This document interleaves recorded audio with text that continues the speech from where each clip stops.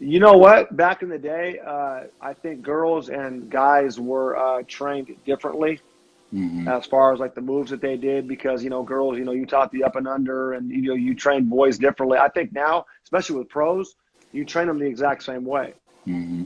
Like the elite, Yeah. girls players, like Plum, I train her the exact same way that I were to train Nate. We do a lot of the same exact stuff because it's a lot of the same exact actions, for a point guard, shooting guard.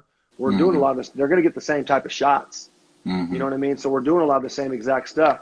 Even for younger players, I think for like females, you want to focus on like movements, stability, making them stronger because like, science proves that they do kind of tear ACLs a little bit more than guys. And so you want to make sure that maybe like their core is a little stronger and that maybe, strength wise, they're just stronger in certain areas. But for the most part, you train them the exact same way. What about from speaking about younger women's players? Do you feel that you have to key in? And I think it's comparable to with boys too, but you have to key in and really focus on playing with aggression. And then, another question would be, how do you try to develop players to play with aggression who kind of stray away from it or almost don't even know what it's supposed to feel like or look like? Um, I think that comes a lot too from like the family background of how they're raised and brought up. Hmm. I think that if a girl though is like raised, if she's raised prissy and like a typical or not a typical, but how females are perceived as far as like maybe soft and not aggressive, and then you can have that. But I think that if a female is brought up though in a household with maybe dad is like playing, she has two older bros and he kind of has that aggression though growing up, I think that they Hmm. can adapt to anything just like any human can. You know Hmm. what I mean?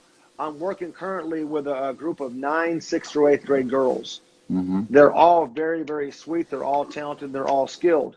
One thing that I'm doing, and I only work with them twice a week, but one thing that I'm trying to let them know is that you guys can be nasty, play nasty, but then right when you get done, we can be friends. And so Hmm. I'm trying to bring that out of them, though, in like an environment that's safe to Hmm. where if it gets too over the top, I'm going to call foul. But I'm letting them play through stuff to where I'm not calling anything. I want there to be loose balls. I want girls to get slammed into the wall. Like I want them to learn how to just feel the aggression, understand they're not going to get hurt, Hmm. but then being able to take it back a little bit, though, and let them understand that when we get done, we're done. Like we're stepping outside the line, like, like let's dap up. Like it's all good. You got to Hmm. be nasty inside. And that's like some of the females that I've worked with, for lack of words, though, they are nasty. They're bitches, man.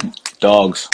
They are nasty. And I mean, it's just like there's no man that I've worked with that can compare to like Kelsey Plum and Courtney Vandersloot. When they get to that point, they are nasty. Hmm. Like they are nasty to the point to where I'm like, damn, you know what I mean? So it's just like it can be ingrained. It's obviously been taught to them at some point. And I always talk about everybody's got a fire inside of them. You got to feed that fire every single day, female or man. You got to feed that fire. Yeah. To piggyback, the word that I've come across the most when working with women's players is just trying to help them. And not all, like you said, there's women who just come with the natural ability to compete and not afraid to be aggressive and strong and be a dog. But there are some who it's almost like a lack of enthusiasm. And I feel like the lack of enthusiasm comes from it's almost like uncomfortable to show this side of because this is not what girls do. And that's what Right. you're talking about. Like when you get on the court, you have to have, it doesn't matter men's or women's, right? You have to have enthusiasm. Step in between those lines. Yep. And when you're in between those lines, like you have to play this way. This is how it has to be done or we're going to fall short. Right. The word I was looking for is like almost like an embarrassment. Like really, like her, like she's doing that. Well, and not to cut you off though, but I think though that is brought out though in the environment that they're in. If like a Mhm. coach wants that environment, and you see them 5 days a week, they might fight it for the first 5, 6, 7, 2 weeks, but then once they're just like, man, this ain't going to change because this is what my coach wants, they'll either transfer or they'll adapt. Mm-hmm. And college-wise, you can recruit the type of players that you want because you know that they're going to fit the mold of the environment that you create. Correct. You know what I mean? So it's just like one of those things to where like the ones that are not enthused and the ones that aren't used to like playing like that have obviously come from a structure that has not brought that out in them. Mm-hmm. Boys and girls. You know what I mean? Boys and girls. You know, both. You know what I mean? Mm-hmm. So it's just like in our state, you know what I mean? If like you go into like the hood in Seattle, Rotary, that's like the best AAU team in the country. Mm-hmm. If you go drop your kid off there for 3-4 hours, 5 days a week, he's either going to sink or swim. There's no in between. He's either going to get his ass eaten or he's going to evolve into a shark and become one of the pack. You know what I mean? Mm-hmm. So, but if you don't ever bring him there the first time he sees it, it's going to be a shock for him. Mm-hmm. So it's just like the same type of thing that what we're saying is that like if kids don't come from that environment or that structure, they are going to look at it as kind of like, I'm not supposed to act like that. Like my coach taught me this. But you do got to have that's the way that I coach. I mean, I want kids to be aggressive. I want kids to play with a chip on their shoulder. I want kids to be nasty. I can always tone you down. But when it gets into it, it's hard to always make them turn that switch on if it's always been off. Yeah, you want kids who are on go.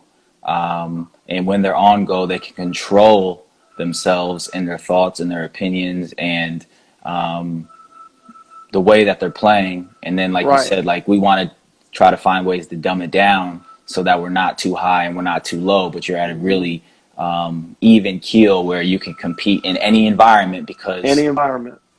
That's one thing that my coaches always taught me back in the day is that they used to always say, you're not good enough to turn the switch on and off. Mm-hmm. Now, LeBron James, guys like that, they can push buttons and they can go on when they want, off when they want. But for the most part, a high majority of people that play the game cannot turn the switch on and off. And so if it's always on, you never got to worry about turning it on because it's on. Right. You know, but that's also like a mindset that you got to train in kids, and it's got to be a constant message every single day. So, and sometimes though, like when we train kids, we might train a kid one time a week. It's hard to really have the impact that you want to have when you see him every Tuesday at 5 o'clock. Yeah, you're just getting a workout and getting some good reps. Yeah, that's it. But it's hard to continue to build on that. Right. Unless they're getting it. Unless they're getting it elsewhere. Unless they're getting it elsewhere. The right way, though. Right, exactly.